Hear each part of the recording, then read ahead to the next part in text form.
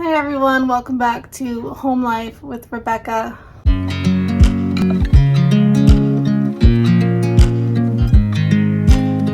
So I haven't been posting much. There's just been a lot going on. I've been to lots of doctor's appointments for myself, for my kids. So it's just been a lot of running around. And then just the new school year starting, I had IEPs for like Kennedy and just renewing all of her stuff. It's a lot. And then just all the stuff at the church too keeps me pretty busy. But I just wanted to come on here and update everybody and apologize. Well, not really apologize, because you all know that I have 6 kids and I get busy. If you're new here, I have 6 kids and I get busy. Most of the time on my channel, I share like frugal meal ideas, or I share mental health stuff. I share about some of my kids' disabilities that they have, my ADHD, that kind of thing. If you are new to my channel, it used to be more of a family channel. I used to show my kids a lot, but they're not really into it right now. So, my dad is not doing well. He just started his chemo, and I'm just praying that it works. He doesn't really want to talk on the phone a lot, just because he's feeling so sick from the chemotherapy. So we're still hoping to get out there soon. But the kids write him letters, and I write him, and I call him when he's up to talking. So just keep my dad in your prayers. His name is Wayne. He needs all the prayers he can get. They still don't know what kind of cancer, like where it started from, because it's kind of spread everywhere right now, and it is stage 4. But he's still being very optimistic, just very tired, and just, the chemo, it just makes him really not feel good. My mom, my parents are not married anymore, so my mom is getting remarried this Saturday in California, and again, we cannot be there. Just the price of gas is a lot, and we'd have to stay overnight at a hotel. And I actually found, because I started researching like overnight stays for like Cooper, like dog kennels, and I found one that only charged $19 a day for his size, which isn't that bad. So if we do end up having to go down for 3 or 4 days, I've already put aside that money in an envelope so that I'll have it if the time comes. Just hopefully have enough like time to, because you have to call in advance. Like you can't probably just do it the same day because they might not have openings. So hopefully I can get him in when the time comes, but I thought that was a very reasonable price because I've heard horror stories. Since my dad got cancer and I've been talking to him, it was kind of eye-opening, because for a long time my dad was just saying to me on the phone he wasn't feeling good. He just thought he had a backache. He just kept brushing it off. It's just because I'm getting older. I just did too much. And it ended up being cancer. And I'm not saying that my dad did anything wrong or he deserved it or anything like that. Please don't take this wrong. And he'll even tell you the same thing. In fact, he told me, be vigilant in pestering your doctors. If you think something's wrong in your gut, chances are something's wrong. So get second opinions, get third opinions, keep going back, because that doctor's not listening to you. Go to another doctor until your voice is heard, because you know your body better than anybody else. And don't just brush it off as I'm getting older or I'm just tired. Like it'll pass. And I'm a lot like my dad, and I do that. And so it took me 2 years to go in for my hands, and so now it's at the point that I have to have surgery on both of my hands and get my joints replaced on my thumbs. And I'm not saying that if I would have done it 2 years ago, it wouldn't have happened, but I just kept putting it off, and I just kept thinking, oh, it's not a big deal. And then it ends up being something like that. And again, I don't know if it could have been prevented. A lot of it's probably just genetic.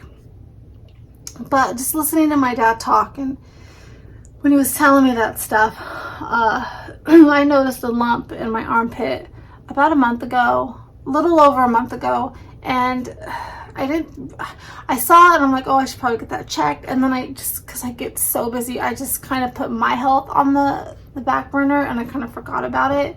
And then everything happened with my dad. So it's probably been 2 months. And I'm like, I really should go get that checked, because I do keep feeling tired, and my face kept breaking out, and I just didn't know my hair's been falling out, and I just kept chalking it up to I'm just stressed out, because I do have a lot of stress in my life.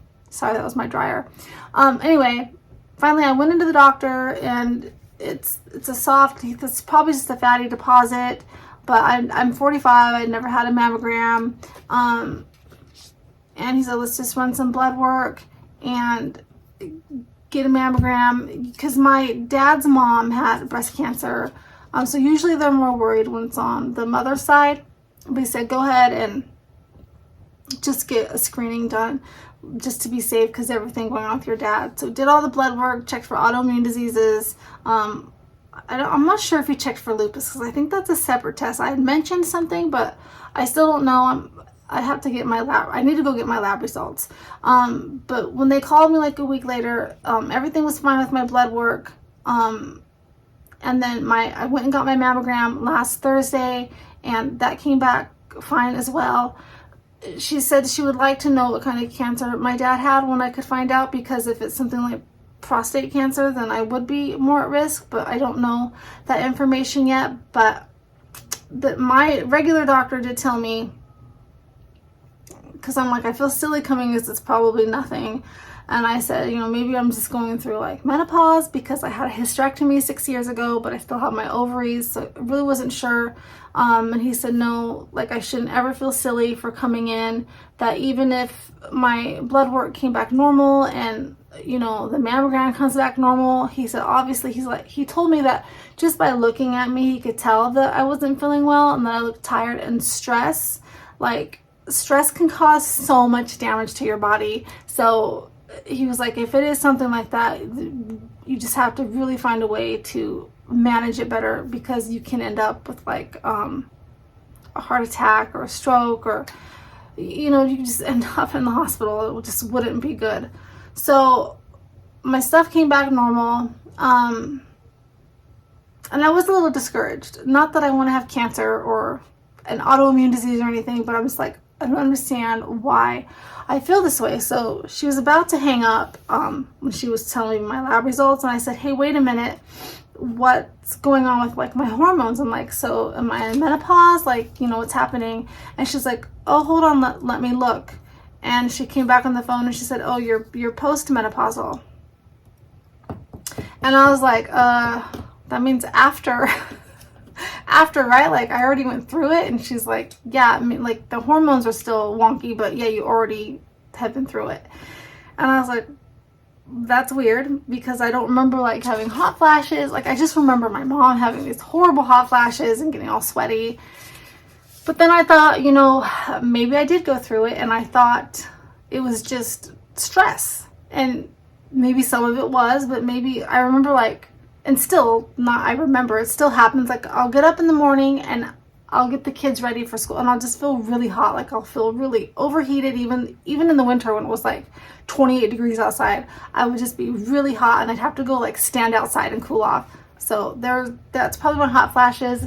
And sometimes at night I feel like I'll wake up sweaty. Like for like a week I thought like I had a fever or something, because I was taking Tylenol, and I'd wake up and I thought, oh, this is my fever breaking. But then when the headaches were going away and I wasn't taking the Tylenol, I was still waking up sweaty, but I didn't feel like overheated. So it was just like I was having like night sweats, which was very interesting. So I'm like, okay, maybe I just kind of went through it and I didn't even realize it. But my hair's still falling out and my face was still breaking out. And so I went and saw my psychiatrist yesterday, and I said, maybe I need to get off the Adderall. I said, maybe that's causing the hair loss. And she goes, well, you did mention that before, and I had gone off of it for almost a month, and I didn't see any difference. And she told me that Adderall usually only causes hair loss in people who, one, don't have ADHD and don't need to take it, and two, when somebody's abusing it, so they're taking way more than they're supposed to be taking, than their recommended dosage. then she's like, then that could potentially cause some hair loss, but she doesn't think that's my case. But she's been researching a lot of things. Let me show you this book. She's been researching a lot of things on insulin resistance, and my friend that I walk with, her family sees the same psychiatrist, and so she's been talking about it to her also. And so my friend went and got the book that she recommended, and he has a podcast, Benjamin Bickman. And so my friend lent me the book, and I haven't read it yet, but it's called Why We Get Sick by Benjamin Bickman. But she kind of told me some stuff that I found very interesting about insulin resistant, because my blood work doesn't show that I'm like even, like pre-diabetic or anything. But more and more research is finding out that women are getting diagnosed with ADHD a lot in their 40s. Now, that doesn't mean that I didn't have ADHD as a kid. I'm 100% sure I did, because a lot of things make sense to me now, but it could have been made worse once I hit my 40s and my body started to change, especially because I had a hysterectomy at 38. It could have just made those symptoms of the ADHD worse, and not being able to handle stress as well, or manage my emotions as well, and like depression, like all that kind of stuff can be made worse because of diet. And I've kind of always known that, like when you eat junky food, you tend to feel junky, but more so when you get to like this age. So she's recommended that I read this book, and she wants all my lab results from my doctor, because she was telling me that she had so many patients that come in and they're like, this is wrong and this is wrong. And so they're like, okay, try this pill. And so like me, for like the Adderall, when I first got put on Adderall a year and a half ago, it was like mind-blowing. It like changed my life. I felt calm. I could focus. My head wasn't swimming with a million thoughts at once. I could do one task at a time. That's just kind of how my ADHD is. I'll finish tasks, or I'll get hyper focused on a task and I can't stop what I'm doing. Like I have to finish it. It doesn't matter what else is going on. I get really bad like OCD, and the Adderall like really helped with all that stuff. It helped me with my bulimia. Like I wasn't throwing up my food. There was no of those intrusive thoughts that I'm so fat, and just helped with the binging and purging. I mean, it was really kind of life-saving for me. Like opened my eyes, like, whoa, like I really actually wasn't depressed all that time when they were prescribing me like Prozac and Zoloft and Lexapro. The reasons why those medications were making me feel more depressed is because I didn't have depression. I had ADHD, and it just went untreated for so long. But then my body started going through menopause, and then they put me on Adderall. And then after a while, your body kind of gets used to it, and Adderall kind of does like releases cortisol throughout your body, little bits throughout the day, and then you might crash. So she thought it was very interesting, since I'm postmenopausal, that she wants to put me on, I can't even say the word, spironolactone, and progesterone. Okay, so I think the spironolactone is going to help my hair grow back, because she's pretty sure all this stuff is because my hormones are so wacky, plus with the ADHD. And then whatever the other word is. She said a lot of times, like the doctors will be like, oh no, you don't need that. But she's finding more and more that you do, because like I said, she said patients come in and they're like, oh, you know, this and this, and they get put on medications like myself, and they feel better, but then they crash again. And so she said that it's kind of like you're just kind of putting headphones on, so you can't hear the sound. Like you're not getting to the core of the problem. And she wasn't talking about the mental health part, like going to see a counselor. Like we're just taking that equation out. That's also very important to getting the core to the root issue. But she's just talking about like your physical health. That the Adderall helped me, yes, but there was other things that were still suffering, that I'm still suffering with, and it's probably explaining like a lot of my symptoms, maybe even the lumps on my armpit, because the doctor said I could have cut myself and it just wouldn't have healed. And if your hormones are out of whack, that would make sense why you're not healing as fast or why I'm breaking out. And she said they tend to break out like right here, which is where I've been breaking out. My sleep's been interrupted, and then again, like I said, a pretty major hair loss. We're not just talking about I got some hairs falling out when I brush my teeth. We're talking like clumps and clumps of hair. Like it's like was starting to like really concern me, like scare me. And so she prescribed this stuff. I'm gonna take it. And she also said she really wants me, she said, call it what you want, keto, whatever, but I gotta lay off the carbs.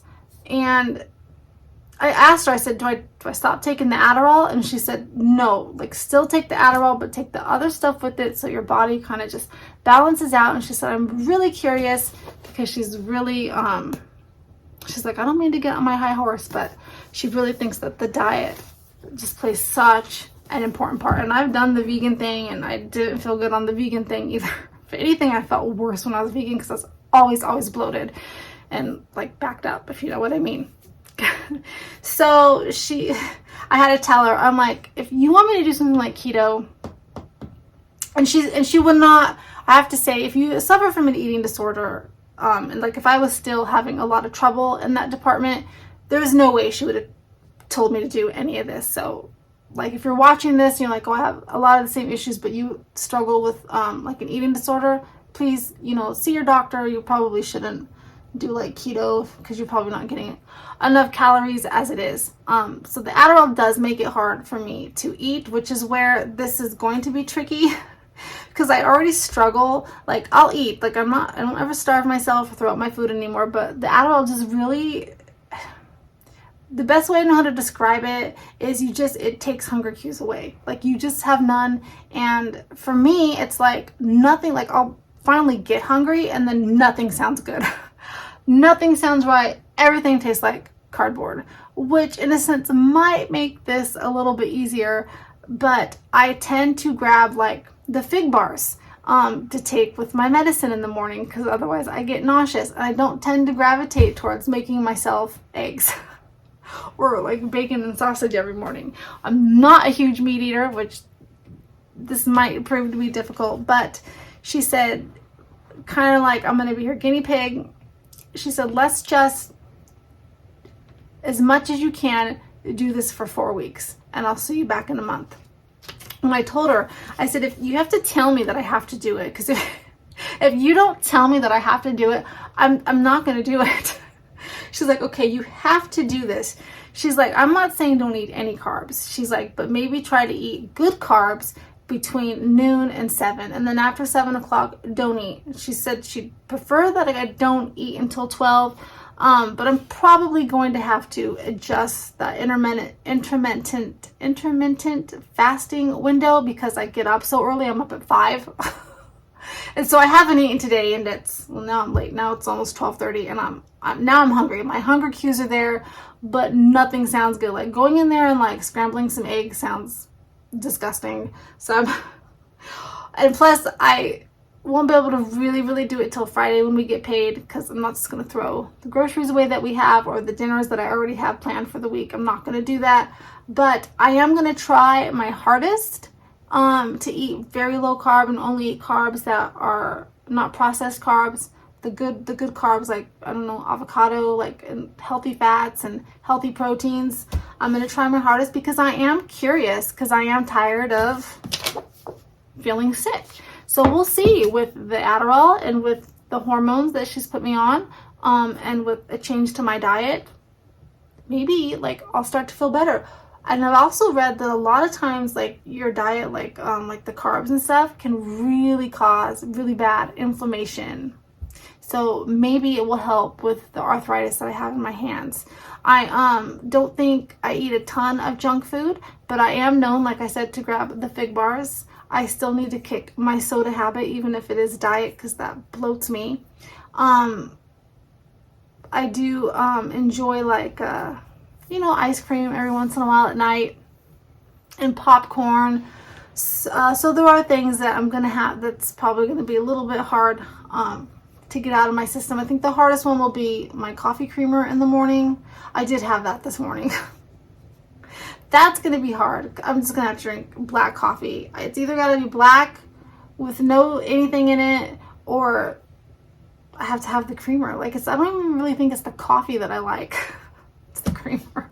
She's like, well, they have like low, no carb creamer. And I'm like, yeah, those are disgusting. I'd rather just drink black coffee. So I am curious to see how this is all going to play out in a month. I don't really think I need to lose any weight. I weigh about 155, 160. I tend to fluctuate, and I'm 5'6.5". So I'm not like overweight, but if I were to lose like 5-10 pounds, it's not going to make me underweight either. So I'm not really concerned about that, and she's not doing this for me to lose weight either. So if you are eating very low carb, or like doing like the keto diet, please share some recipes with me. I know I can go look them up, but I just love to hear from you guys. And again, just be very proactive, like with your health, because that's what I'm starting to do. I've got to start putting myself first sometimes now. But because of this, my oldest daughter had some lumps on her face, and she was telling me about it like a month ago, and I was looking, I'm like, oh, it's probably just an under the skin pimple. I used to get those as teenagers, and they really hurt. But a few weeks went by, and she's like, Mom, I have another one. And she goes, and she's like, it never came to surface. And she's like, it doesn't hurt. She's like, I can press on it. She's like, it feels like marbles underneath there. And I'm like, okay, I'm not going to brush this off. Took her in. The doctor looked, her pediatrician looked at it, and he referred her to a dermatologist. And so, you get the panicky feelings. Of course, I'm like WebMDing everything. I'm like, oh my gosh, my child might have cancer. And took her in. Dermatologist looked at her, and he said, they're just cysts. They're not cancerous. They don't even need to biopsy them.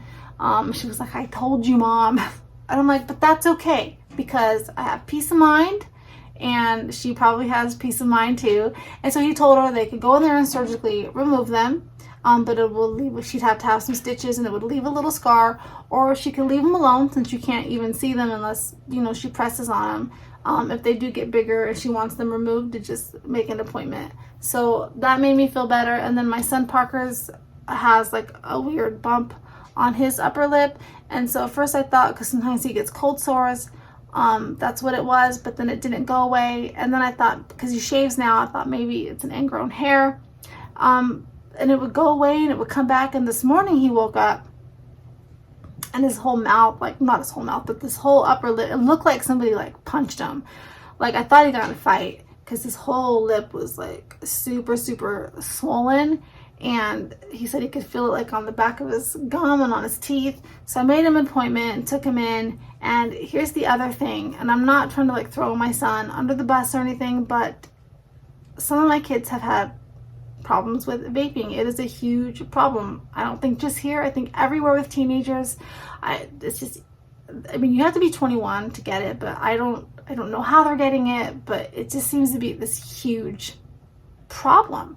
And so I know that he had quit, but then, I think he was doing it again. And so I just told the doctor, could vaping do that?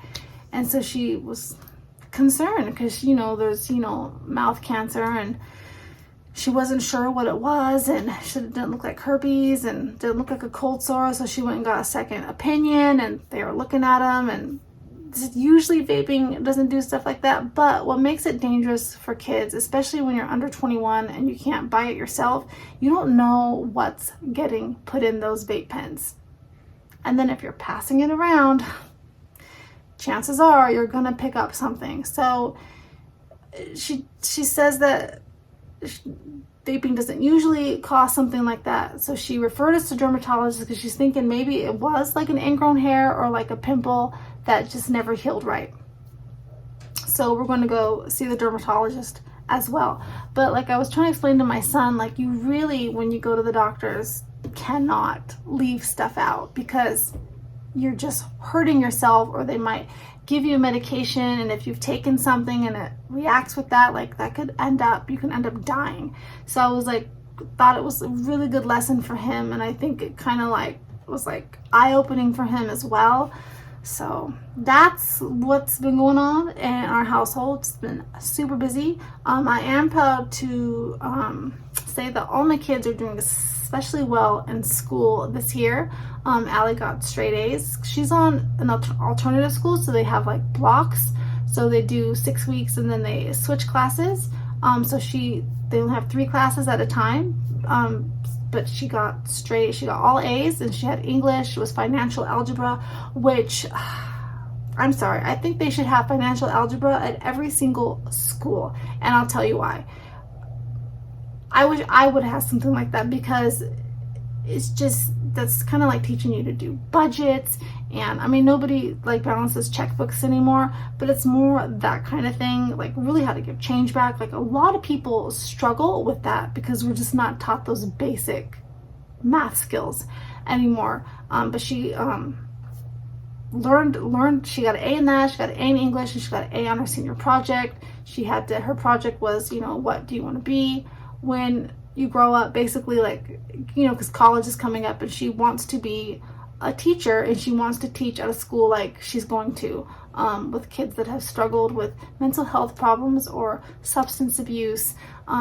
She feels really relatable, and her teachers are actually really incredible. The high school, the counselor there, the principal. So now she's got like a direction that she wants to head in. So she'll be graduated by January, and then she can start taking classes at the community college. She needs to get a job though soon. she's not working at the moment. And Parker, who I just had tested, his test results came back with ADHD, which, we already knew that. We were surprised it came back with oppositional defiance disorder, but the more I read about that, because like what the doctor told me, because I'm like, don't they just diagnose, like have a name for everything, like your kid's just kind of bratty? And he was like, no, that's really not what that means. And I won't get all into that this video, but I have been researching it, and so just a lot of things make sense for him as well. Plus came back with some learning disabilities, which I thought too. I thought he might be dyslexic, but it didn't come back as that. It came back as something different. But because of that, we got an IEP in place. I turned in all the paperwork out of school today so that he can get the extra help that he needs. And so that will be good. And then it will follow him in if he goes to college. That'll stay with him so that he always gets the help, or he might be able to bypass classes that he might not need for whatever he decides to major in. But even without the IEP, because it's not in place yet, I just turned in the paperwork, it's going to be put in place. He's got A's and B's because he's been consistent with taking Adderall, and that really helps him to focus. And the reason why, like, he was like skipping class and stuff last year, because when things like the work was getting too hard, he would get really overwhelmed, and so the anxiety in him was just like, I'm just not gonna go. I'm just not going to do it. If I don't have to see it, then I don't have to worry about it. And that's not happening this year. So that's really good. Wesley is doing super well in junior high school. I was worried because he has so much anxiety. He's my next one to get tested.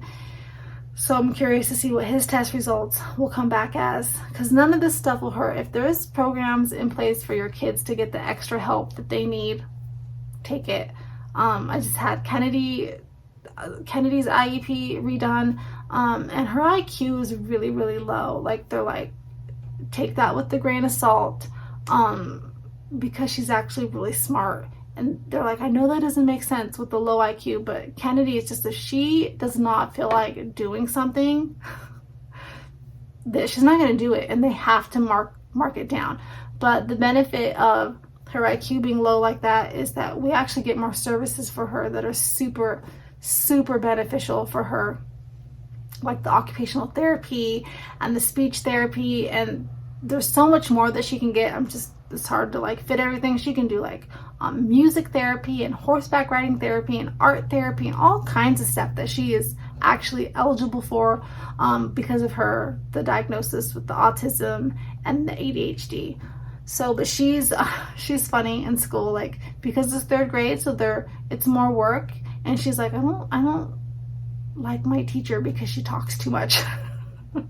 I had to laugh and her teacher was telling me that she told her the same thing, and she was like, excuse me, can you like stop talking now?